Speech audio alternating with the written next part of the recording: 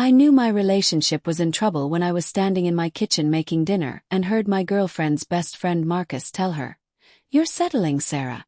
You're holding yourself back by staying with someone so comfortable being mediocre." He was talking about me. I was in the next room stirring pasta sauce while this guy who crashes on my couch 3 nights a week was giving relationship advice to my girlfriend of 2 years. I didn't say anything. I just kept stirring and listened as Sarah laughed along with his little lecture about what she deserved. That's when I decided it was time for Marcus to learn what mediocre really looked like. My name is Jake, and for 2 years I thought I had a solid relationship with Sarah. She was ambitious, working toward her marketing degree while managing a boutique downtown. I'm a software engineer, steady income, and I genuinely loved supporting her goals. We had our own place, split the bills, and I thought we were building something real together. The problem was Marcus. Marcus was Sarah's best friend from college, one of those guys who called himself a creative entrepreneur, which seemed to mean he bounced between freelance graphic design gigs and long periods of figuring himself out. He was charming in that way that unemployed guys with strong opinions about everything often are. Sarah and Marcus had this history that she'd describe as purely platonic, but I'd watch him operate and see something different. The way he'd touch her arm when he laughed. How he'd show up at our apartment unannounced and make himself comfortable on our couch. The subtle way he'd undermine every decision we made as a couple. "You guys are moving kind of fast, don't you think?" he'd say when we talked about getting a bigger place. Or, "Sarah, remember when you wanted to travel more? You used to have such big dreams." It was always wrapped in concern for Sarah's happiness, but the message was clear. I was the safe, boring choice holding her back from her exciting potential. The financial arrangement started about 8 months ago. Sarah came to me in tears after Marcus got evicted from his apartment. His freelance work had dried up, and he was facing homelessness. She begged me to help him get back on his feet. "He's like a brother to me, Jake. I can't just watch him struggle when we're doing okay." I agreed to cover his rent temporarily, just until he found steady work. That temporary arrangement expanded when his car payments became a problem. Then his therapy bills. Then his groceries when times got really tight. Marcus never asked me directly. It always went through Sarah.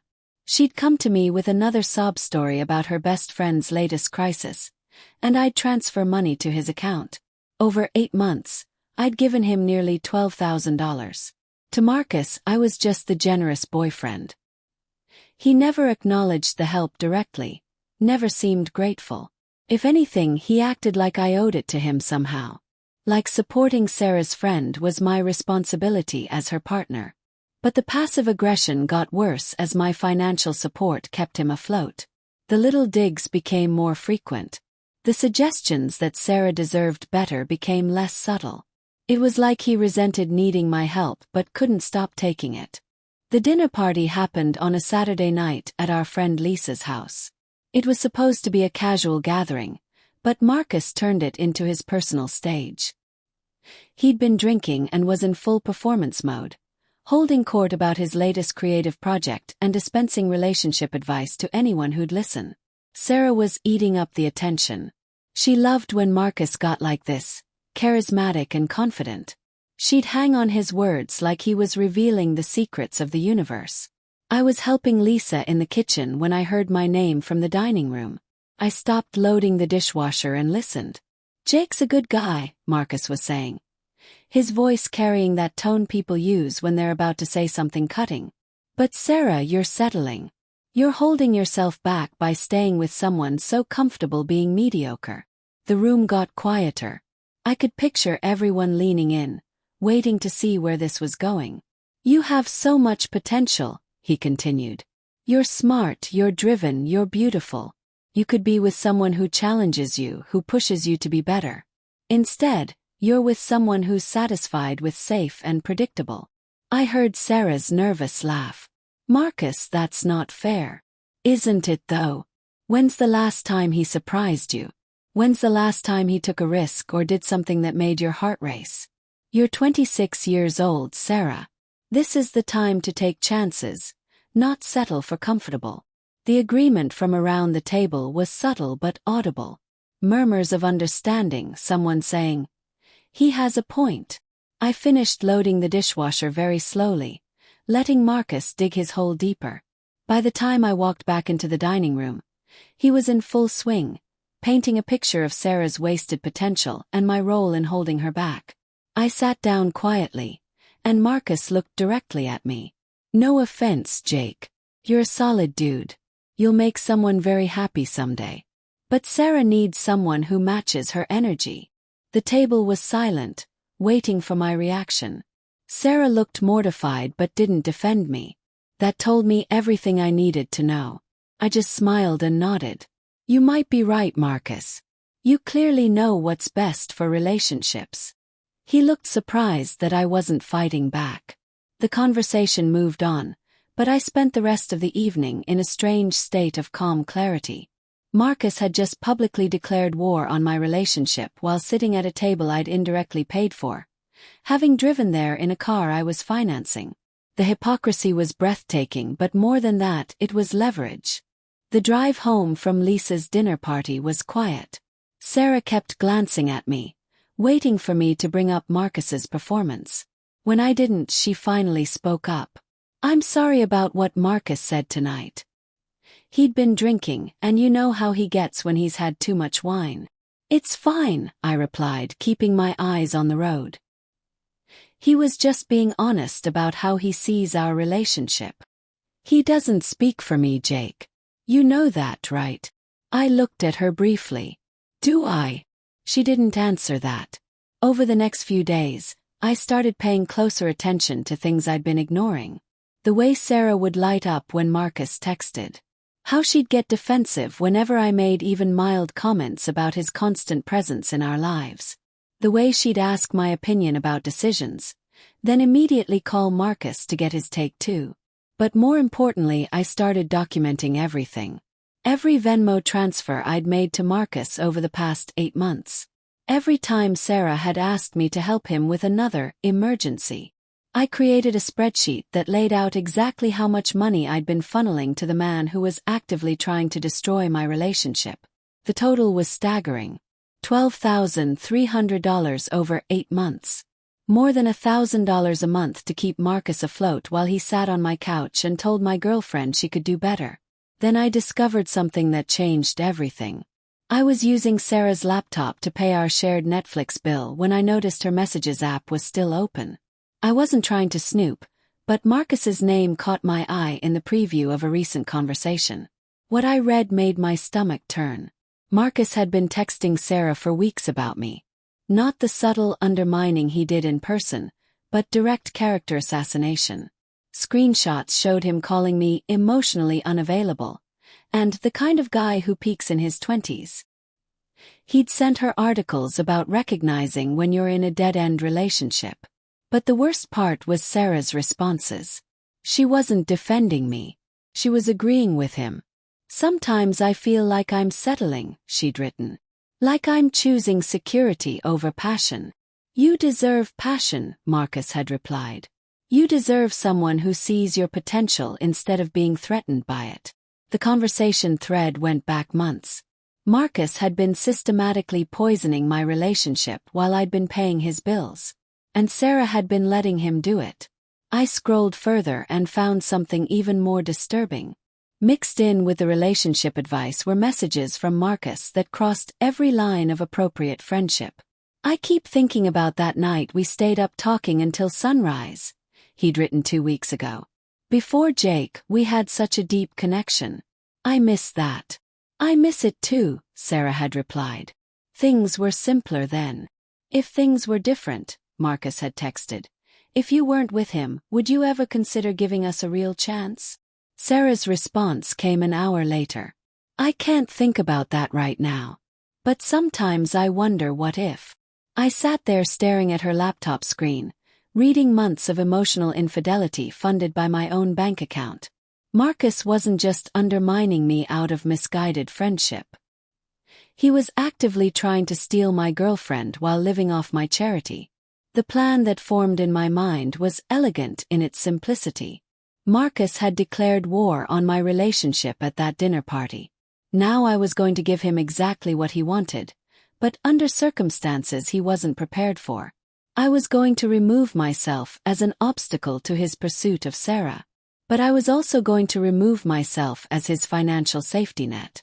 Let's see how attractive his passion and ambition looked when he couldn't make rent. The timing had to be perfect. Marcus's lease was up for renewal in 2 weeks. His car payment was due in 10 days. His therapy appointment, which I'd been funding, was scheduled for next Friday. I spent the weekend setting up the dominoes. I called his landlord and inquired about the property as a potential investment. Learned that Marcus was already 2 months behind on rent and only staying because the landlord expected the back payments soon. I researched his car loan and discovered he was in default, kept afloat only by my monthly payments that had been covering his shortfalls. Most importantly, I scheduled a meeting with Sarah for Monday night. Not to fight or accuse, but to tell her I'd been doing some thinking about what Marcus had said at dinner.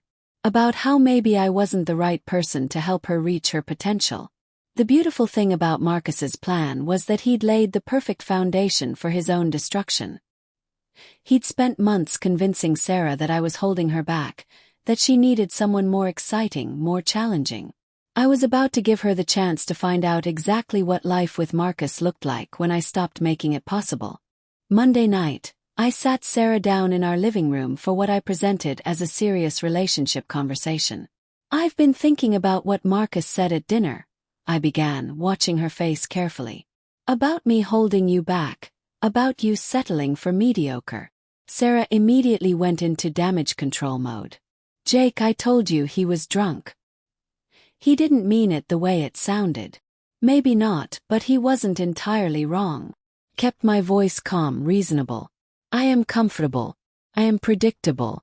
And maybe that's not what you need right now in your life." She looked confused, like this wasn't the fight she'd been expecting. "I think we should take a break," I continued. "Give you some space to figure out what you really want. Maybe Marcus is right that you need someone who challenges you more." The relief on her face was subtle but unmistakable. This was what she'd been wanting but hadn't had the courage to ask for. "Are you sure?" she asked, but her tone suggested she was hoping I'd say yes. "I'm sure. You should move in with Marcus temporarily while you figure things out. He's always talking about how well he understands you. Maybe it's time to see what that looks like." Sarah agreed faster than someone ending a 2-year relationship should have. We spent the next hour working out logistics. She'd stay with Marcus for a few weeks while we both got some clarity on what we wanted. What she didn't know was that I'd already made some calls.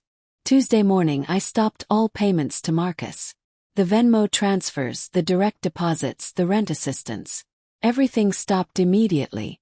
I also sent Marcus a text that was perfectly friendly on the surface.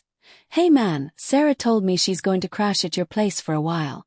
I think it's great that she has such a supportive friend during this transition. Looking forward to seeing how this all works out for you both." By Thursday, the first cracks began to show. Sarah called me sounding stressed. "Marcus is freaking out about some bills. His landlord is being really aggressive about rent. Do you think maybe you could help him out one more time? Just until he gets back on his feet." "I don't think that would be appropriate," I replied. "Now that we're on a break, it's probably better if I'm not involved in Marcus's finances. You two are adults. I'm sure you'll figure it out." The silence on her end was telling.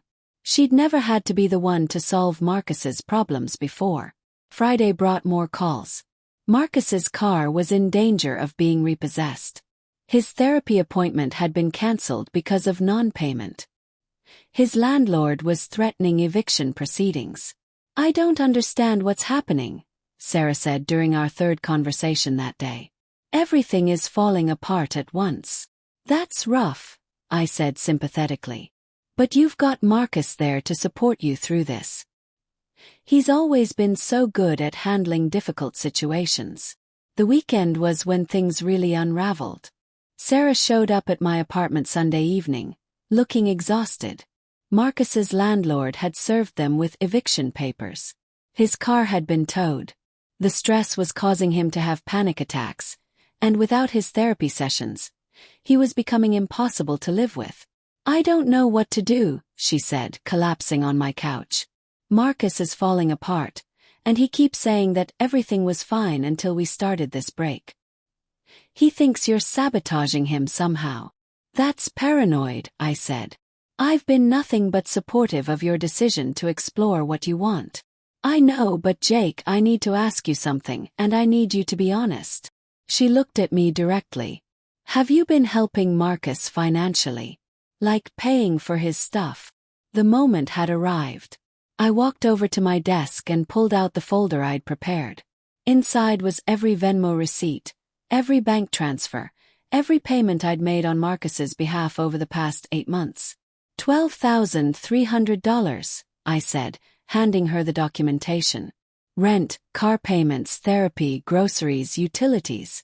Everything Marcus needed to maintain his lifestyle while he lectured me about being mediocre. Sarah's face went white as she flipped through the papers. "You were paying his rent this whole time." "Among other things. He never asked me directly. It always went through you. Another crisis, another emergency, another plea to help your struggling friend. But he never said anything. He acted like he was managing on his own. Because admitting he was dependent on me would have undermined his entire persona. Hard to position yourself as the passionate, ambitious alternative when you can't pay your own bills." Sarah sat in silence, processing the implications. The man who'd been telling her she could do better, who'd been criticizing my lack of ambition, had been surviving on my charity. "There's more," I said, pulling out the printed screenshots of their text conversations. Her face crumpled as she recognized her own words. The months of emotional cheating. Marcus's manipulations. The plans they'd been making behind my back. "Jake, I can explain." "You don't need to explain anything. You made your choice. You chose passion over security, excitement over predictability. Now you get to live with that choice without my financial safety net." The reality of her situation was sinking in. Marcus couldn't support himself, let alone her. Without my money, his entire life was collapsing, and she was trapped in the middle of it. "What do you want me to do?" she asked quietly. "I want you to go back to Marcus's place and figure out your passionate, exciting life together. No more bailouts from the mediocre guy. No more safety net. Just pure, unfiltered Marcus." She left that night with a folder of evidence, returning to a man whose entire world was falling apart without my subsidies. The next 2 weeks were a masterclass in watching someone's carefully constructed life implode in real time. Marcus, who had spent months positioning himself as Sarah's passionate, ambitious alternative, turned out to be completely unprepared for the reality of supporting another person. Without my financial backing, he couldn't even support himself. Sarah called me every few days with updates that grew increasingly desperate. They'd been evicted and were staying with different friends each night. Marcus had become paranoid and angry, convinced that I was somehow orchestrating his downfall. He'd started drinking heavily and would spend hours ranting about how I'd sabotaged him. "He keeps saying you planned this whole thing," Sarah told me during one particularly strained phone call. "That you never really loved me. That this was all some elaborate revenge plot. What do you think?" Yes. She was quiet for a long moment. "I think Marcus was living a lie, and I helped him do it. I think I was so caught up in the fantasy of being with someone exciting that I ignored the fact that he couldn't take care of himself, let alone me." The social fallout was swift and brutal. Word spread through our friend group about the financial arrangement and the text messages. Marcus went from being seen as the charming, insightful friend to being viewed as a manipulative parasite who'd been playing both sides. Lisa, whose dinner party had started this whole mess, called to apologize. "I had no idea he'd been living off your money while talking shit about you. That's psychotic behavior." Other friends reached out with similar sentiments. The narrative had shifted completely. Marcus was no longer the passionate alternative to my mediocrity. He was the unemployed mooch who tried to steal his benefactor's girlfriend. 3 weeks after Sarah moved out, she showed up at my apartment again. This time she looked broken. "Marcus and I fought last night," she said, sitting heavily on my couch. "He blamed me for everything falling apart. Said that if I hadn't been so obvious about wanting out of our relationship, you never would have stopped helping him. Is he wrong?" "No," she admitted. "He's not wrong. I did want out. I was using him as an excuse to avoid having an honest conversation with you about what I was feeling." She looked around our apartment, taking in the peace and stability she'd walked away from. "I made a terrible mistake, Jake. Marcus isn't passionate or ambitious. He's just unemployed and bitter. All those things he said about reaching my potential and not settling. He was projecting his own failures onto our relationship."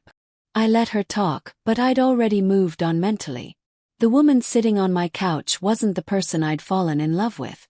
She was someone who'd been willing to emotionally cheat, who'd entertained another man's pursuit while I paid his bills, who'd chosen drama over loyalty.